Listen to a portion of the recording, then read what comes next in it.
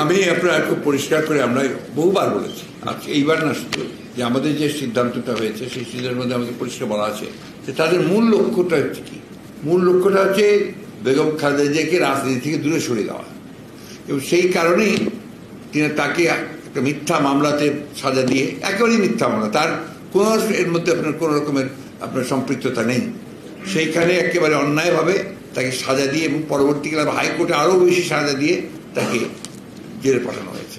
আপনারা জানেন 2 বছর তিনি সেই ভয়াবহ একটা পরিত্যক্ত নির্জন কারাগারে ছিলেন, যেখানে তিনি অসুস্থ হয়ে পড়েছেন।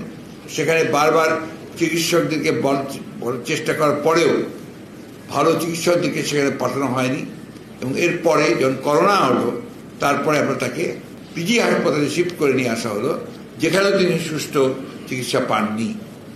যার ফলে যখন তাকে বাসায় নিয়ে আসলো, এবং সেটা আপনার শর্ত সাপেক্ষে তিনি কোথাও বাইরে যেতে পারবেন না, সেই সাপেক্ষে দেশেই চিকিৎসা নিতে হবে, তখন তিনি বিদেশে, তখনই তার ধরা পড়লো তার লিভারের প্রবলেম, লিভারের সিরোসিস। লিভারের প্রবলেম ছোটোখাটো নয়, cirrhosis, it's a major disease. তখন ডাক্তার তাকে বলেছিল যে এখানে লিভার ট্রান্সপ্লান্টেশন ছাড়া তার কোনো পথ নেই। এটা বাংলাদেশে সম্ভব নয়। আপনারা জানেন আমরা কম চেষ্টা করি, সরকার এখানে কোনো কৃতিত্ব নাই। আমরা যেটুকু করেছি সেটা হচ্ছে তার পরিবার এবং দলের চেষ্টাতেই সেটা হয়েছে। এবং আমরা বিদেশ থেকে, আমেরিকা থেকে, জন হপকিন্স থেকেও আমরা আপনার ডাক্তারদের নিয়ে এসেছি, চিকিৎসা নিয়ে এসেছি। তারা প্রসিজিওর করেছেন, যে প্রসিজিওরে এখন পর্যন্ত তিনি টিকে আছেন। বাট এটা কোনো সমাধান নয়, একমাত্র সমাধান হচ্ছে তার ট্রান্সপ্লান্ট করা।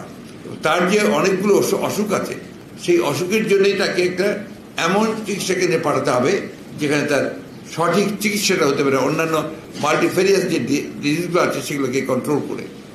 এটাই আপনার বারবার করে আমরা বলছি, আমরা অভিজ্ঞতা থেকে বলছি, আমরা বারবার চেষ্টা করেছি। তাকে বাইরে পাঠানোর জন্য সব ব্যবস্থা হয়ে গিয়েছিল, প্রায় তার পরিবারের আপনার আবেদনক্রমে।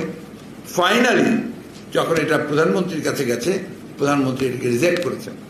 শুধু এটা নয়, আমরা বিভিন্ন মিশনগুলোকে ওর কাছে আমরা চিঠি দিয়েছিলাম, তারা চেষ্টা করেছে, তারা বারবার চেষ্টা করে ফেরত এসছে। তারা বলেছে you are sorry, we are undone. উনি শুনবেন না, হি ইজ ভেরি ভিন্ডিকটিভ, একদম এই উচ্চারণটা করেছে। উদ্দেশ্যটা কি? উদ্দেশ্যটাকে পলিটিক্স থেকে দূরে সরিয়ে দেওয়া। এবং টাইমিংটা দেখেন, 18 নির্বাচনের ঠিক আগে কিছুদিন আগেই তাকে মামলা দেওয়া হলো, মামলার সাজা দেওয়া হলো, তাকে ভেতরে নিয়ে যাওয়া হলো। এই যে বিষয়টা, তারপর থেকে তাকে সেই জন্য কোনো মুক্তি কোনো মতেই না পায়, তার ব্যবস্থাটাই চলছে এখন পর্যন্ত।